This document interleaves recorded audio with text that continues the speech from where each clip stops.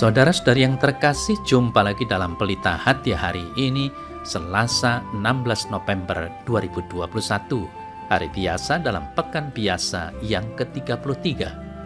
Bersama saya Romo Thomas Suratno SC dari Paroki Cilandak, Jakarta Selatan, mendengar dan merenungkan Sabda Tuhan, yakni firman Tuhan yang tersurat dalam Injil Lukas bab atau pasal 19 ayat 1 sampai dengan ayat 10.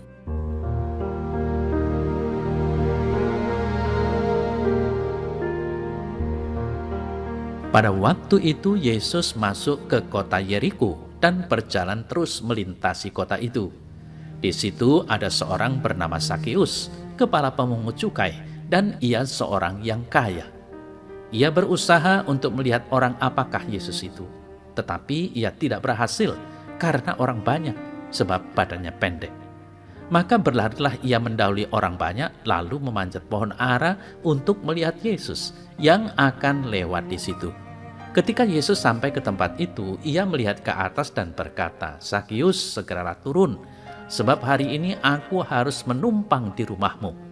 Lalu Sakeus segera turun dan menerima Yesus dengan sukacita. Tetapi semua orang yang melihat hal itu bersungut-sungut, katanya, "Ia menumpang di rumah orang berdosa." Tetapi Sakeus berdiri dan berkata kepada Tuhan, "Tuhan, setengah dari milikku akan kuberikan kepada orang miskin, dan sekiranya ada sesuatu yang kuperas dari seseorang, akan kukembalikan 4 kali lipat." Kata Yesus kepadanya, "Hari ini telah terjadi keselamatan kepada rumah ini, karena orang ini pun anak Abraham, sebab Anak Manusia datang untuk mencari dan menyelamatkan yang hilang."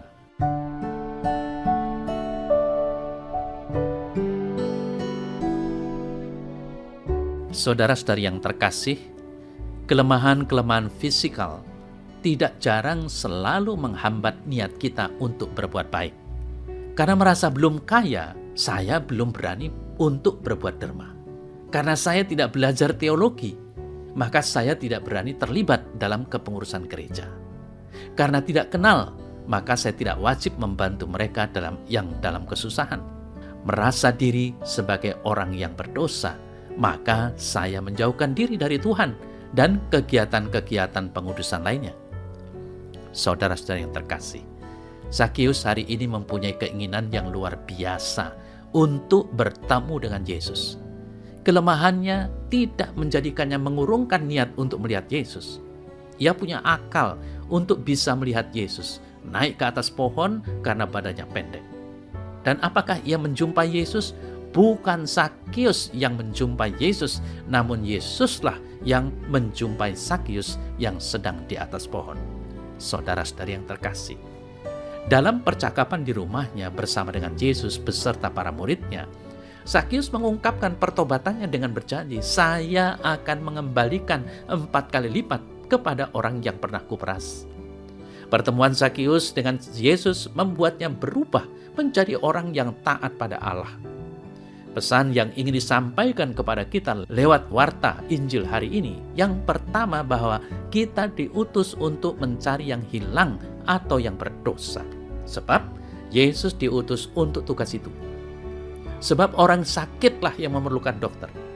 Demikianlah halnya bahwa orang berdosalah yang perlu ditobatkan. Hal yang kedua ialah mari meniru usaha Sakeus untuk melihat Yesus. Usaha itu harus disertai dengan keterbukaan hati selebar-lebarnya, agar Yesus dapat menginap di hati kita dan mengubah diri kita ke arah yang lebih baik. Saudara yang terkasih, Yesus kiranya tahu persis apa dan bagaimana kelemahan kita saat ini. Yang dikehendaki Yesus adalah kita mau berusaha datang kepadanya. Karena keadaan dan kelemahan kita tidak bisa mengenali Tuhan Yesus. Namun, Yesus tidak menutup mata. Dialah yang akan datang menemui kita asal kita mau berusaha. Saudara yang terkasih, berbuat kebaikan tidak perlu menunggu sampai kita betul-betul secara fisik bertemu Yesus. Menunda berbuat baik berarti juga menunda untuk berjumpa dengan Yesus. Sadarilah bahwa pengalaman rohani yang mendalam menjadikan Sakeus berjanji untuk memberikan sebagian hartanya kepada orang yang menderita. Maka janganlah menunda untuk berbuat baik. Kita tidak tahu persis apakah kesempatan kita berbuat baik akan datang 2 kali. Yang penting adalah jangan sampai kebaikan niat hati kita menjadi hilang karena kemalasan mengungkapkan dan mewujudkan iman kita akan Yesus Kristus. Perbuat dan lakukan yang baik saat ini juga, tanpa menunggu syarat-syarat yang merepotkan.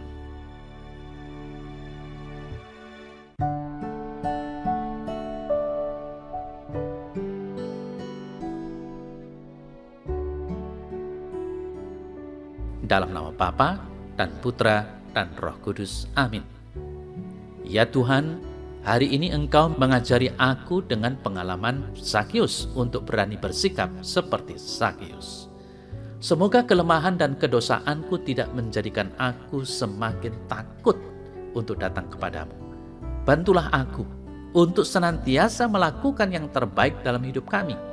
Ajarilah aku untuk turut serta peduli pada sesamaku dimanapun aku berada. Sebab Engkaulah Juru Selamatku, kini dan selamanya. Amin. Dalam nama Bapa dan Putra dan Roh Kudus. Amin.